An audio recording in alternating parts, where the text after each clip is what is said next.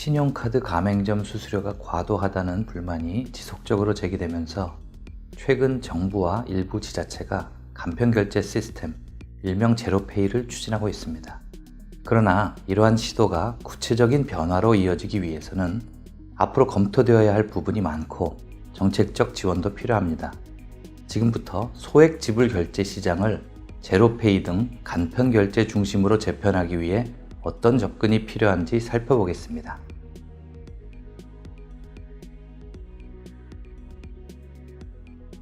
신용카드 산업에는 카드사뿐 아니라 벤사, 피쥐사 등 다양한 제3자가 참여합니다. 따라서 신용카드를 이용한 구매에는 일정한 비용이 발생하여 가맹점 수수료 부과는 불가피한 상황입니다. 물론 산업 구조의 개편을 통해 비용을 절감하고 가맹점 수수료를 낮추는 것은 가능하지만 그 과정에서 피쥐사나 벤사 등 기득권층의 저항이 만만치 않아 정치적으로 큰 부담이 될 것입니다.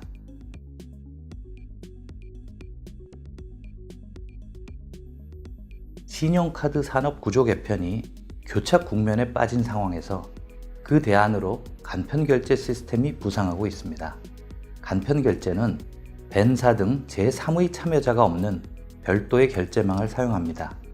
따라서 결제에 소요되는 비용의 상당 부분을 절약할 수 있고 기존 결제 시스템 자체에는 개입하지 않으면서도 가맹점의 결제 수수료 부담을 경감시킬 수 있습니다. 그런데 우리나라의 경우 이미 신용카드가 소액 결제를 포함한 지급결제 시장을 지배하고 있어서 민간 차원의 간편결제 체제 이행은 쉽지 않았습니다. 그래서 최근 정부와 지자체는 민간 업체들과의 협약을 통해 일명 제로페이의 도입을 추진하게 되었습니다. 제로페이는 오픈 플랫폼으로 구축되기 때문에 모든 은행이나 간편결제 앱의 사용이 가능하고 공통 QR코드를 활용하는 시스템입니다. 시스템에 참여하는 은행이나 간편결제 플랫폼 등이 공익적 차원에서 제로페이와 관련된 비용의 상당 부분을 자체 부담하겠다는 협약에 참여함으로써 결제 수수료가 매우 낮거나 아예 없는 구조로 운영됩니다.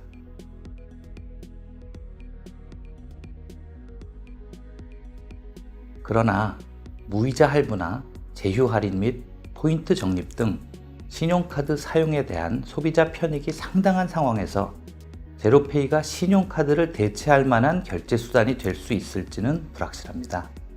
제로페이의 가장 큰 장점은 결제 수수료가 없거나 매우 낮다는 것인데 이는 가맹점 입장에서의 장점이지 소비자의 입장은 아니기 때문입니다. 더군다나 제로페이를 이용하는 거래에서도 계좌 이체는 필요하고 누군가는 거래의 무결성을 확인해야 하며 거래 관련 기록의 관리가 필요하기 때문에 실질적 비용은 0이 아닙니다. 따라서 누군가는 해당 비용을 감당해야만 하는데 이러한 구조가 장기적으로 지속 가능할 수 있을지 우려됩니다.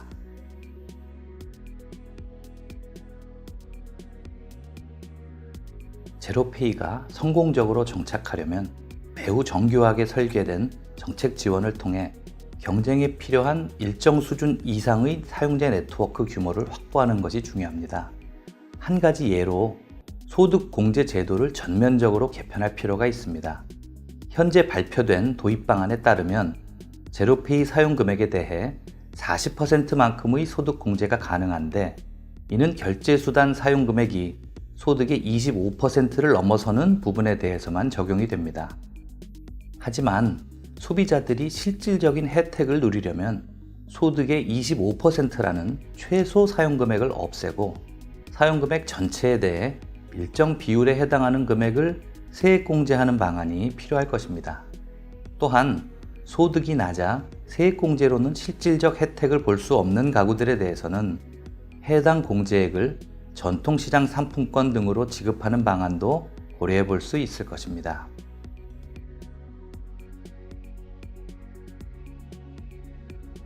신용카드가 주된 결제 방식으로 자리 잡은 우리나라 시장에서 제로페이가 소비자들이 애용하는 결제 수단으로 자리 잡기 위해서는 결국 정부의 광범위한 지원이 필수적입니다.